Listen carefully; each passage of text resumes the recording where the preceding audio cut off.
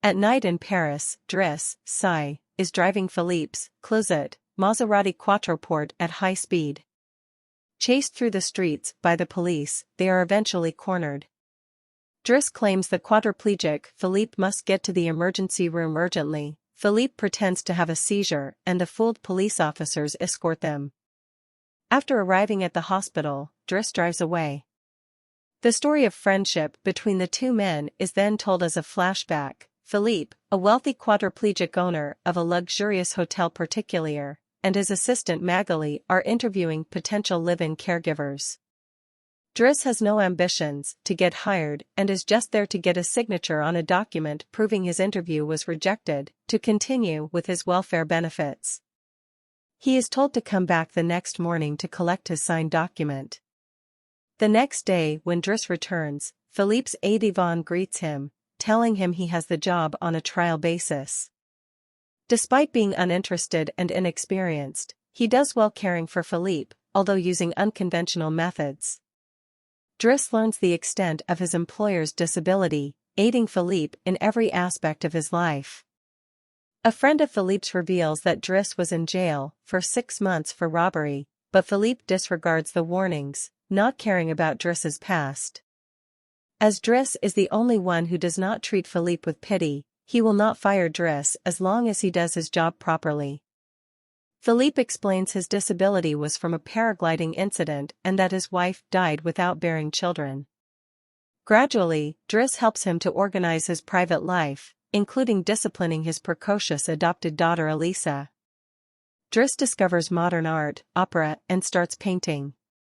For Philippe's birthday, a private classical music concert is performed in his living room. Philippe educates Driss on famous classical pieces, but Driss only recognizes them as advert music or cartoon themes. Feeling the concert is too boring, Driss plays Earth, Wind and Fire's Boogie Wonderland, livening up the party, with the guests also enjoying the music. Discovering Philippe has a purely epistolary relationship with a woman called Eleanor, who lives in Dunkirk, Driss encourages his employer to meet her, but Philippe fears her reaction when she discovers his disability. Driss convinces him to talk to her by phone. Philippe agrees to send a photo of himself in a wheelchair to her, but he hesitates and asks his aide, Yvonne, to send a picture as he was before his accident. A date between them is agreed, but at the last minute, Philippe is too scared to meet Eleanor and leaves with Yvonne before she arrives. Philippe then calls Driss, inviting him to fly with him in his Dassault Falcon 900 private jet for a paragliding weekend in the Alps. Driss's younger cousin Adam, in trouble with a gang, comes to fetch Driss at the mansion on the pretext of delivering mail. Overhearing, Philippe recognizes Driss's need to be supportive to his family and releases him from his job, suggesting he may not want to push a wheelchair all his life.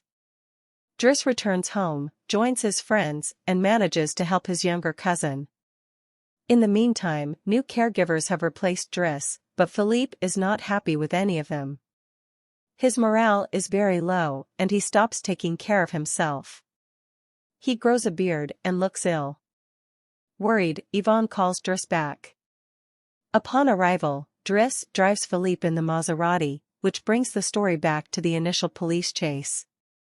After they elude the police, Driss takes Philippe to the seaside. Upon Philippe's shaving and dressing elegantly, they arrive at a Coburg restaurant on the seafront.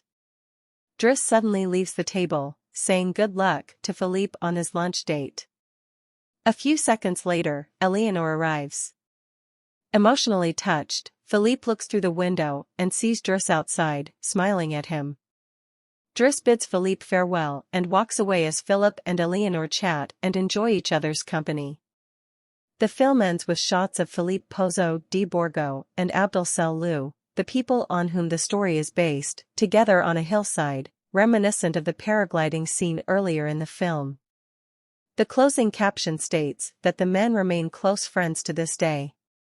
Make sure to subscribe and turn on notifications so you can watch more videos like this. Thanks for watching.